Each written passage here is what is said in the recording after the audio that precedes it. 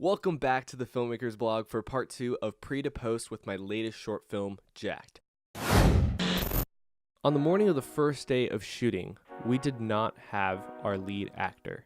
Jack was non-existent. He was uncasted. Literally at the last moment, just hours before we were supposed to start shooting. Trevor, the cinematographer on the project, got a hold of his friend just in time, and he agreed to be in the film, and not only that, but shoot the exact same day. Finally, the film was fully casted and we were able to push ourselves into production. We started filming the first scene on a hot sunny day around 1 p.m. Our strategy to combat this 1 p.m. filming time consisted of 3 things: diffusion, an ND filter, and a very wide open lens. Now we were able to tone down the sun for our camera, but we weren't able to do anything to stop the heat from melting our ice cream. Our immediate goal was to finish all of the outdoor scenes in the film, especially the ones with ice cream. And this is where the shot list comes in. Like I said in the last episode, a shot list is a blueprint of what the film is scene by scene, shot by shot. But since it's a blueprint, almost like a construction map of the film, you can morph and change things around to help yourself complete the film as fast as possible. But not only that, but knock out certain props in your film. I'm pointing back to the ice cream. The first 8 to 10 shots were all with ice cream. After the first day, I felt like we had a very productive shoot, but we were unable to complete any of our goals. We only completed half of the outdoor shots, and we had one more shot that included ice cream. When you are behind schedule on your film, you only have a couple of options to try to get back on schedule. The first is to have more money. But from where?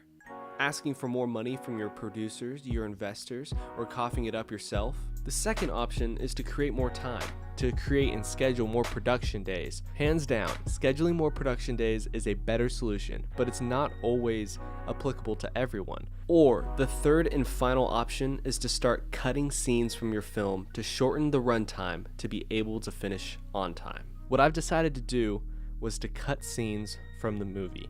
In fact, I cut the entire original middle section of the film. I knew that there was no way to be able to film it all, and the story just wasn't going to work if I changed only a certain part. It was all or nothing. With that said, I kept the plot from the film the same. I kept the same character arcs for all the characters, but now I just had to figure out how to tell the same story faster with different scenes and sequences. I'm a total believer in restriction creates creativity. We've all taken an English class where our teacher has assigned a paper that could be any length on any topic with any format. And having too many options can stall productivity because you always are wondering what the other options are and what you have available. The gym scene in this film, which I feel is the best part of the short when it comes to comedy, is a testimony for restriction creates creativity. Now, back in the original script, Jack inflicted his wants upon himself.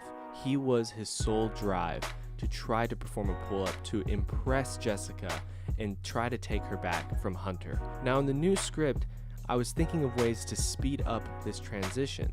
Now I can't take the want away from the character because that just wouldn't make sense. He would still need the want to get better.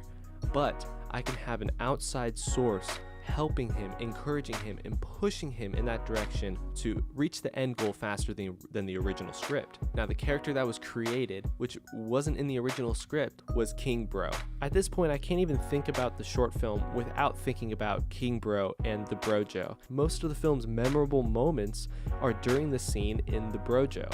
Now that we had an idea of what we wanted to get from this scene and for it to work throughout the film, we were still lacking what actually happened in this scene and what was said. Welcome to the Brojo, let's get jacked.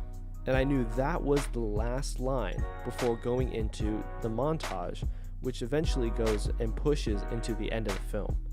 So now I've set myself up to only write and create the beginning of this scene to push into those other 2 parts. Now when the actors understood this scene and knew where to go and how to end this scene, I gave all of the power to my actors. I had them ad-lib the entire scene, and they came up with a lot of great one-liners. The only problem was we still didn't quite have a full scene, just a lot of lines. So this scene really came out in the editing room, which I'll touch on the next video in this series where we go over post-production.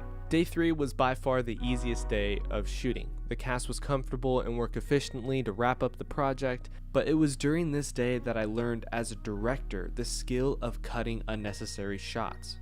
While we were getting close to wrapping up this film, I actually cut 5 shots in the ending scene to save time. So how would I be okay with cutting 5 shots out, even though I originally wanted them in? With being short on time, I took a hard look at my shot list and thought of ways to combine shots, giving the same information with less visuals. After that, I went through the ending of the film in my head and asked myself if these shots that I wanted would truly affect the story or make the story better in any way. After thinking about those two things, I settled on the absolutely necessary shots. After day 3, Jacked was a wrap, and we were headed straight for post-production. I hope to see you guys in the third part of this series, pre to post, with Jacked as we go into post-production. Again, my name is Kevin from the Filmmakers Blog, and I'll see you guys in the next episode.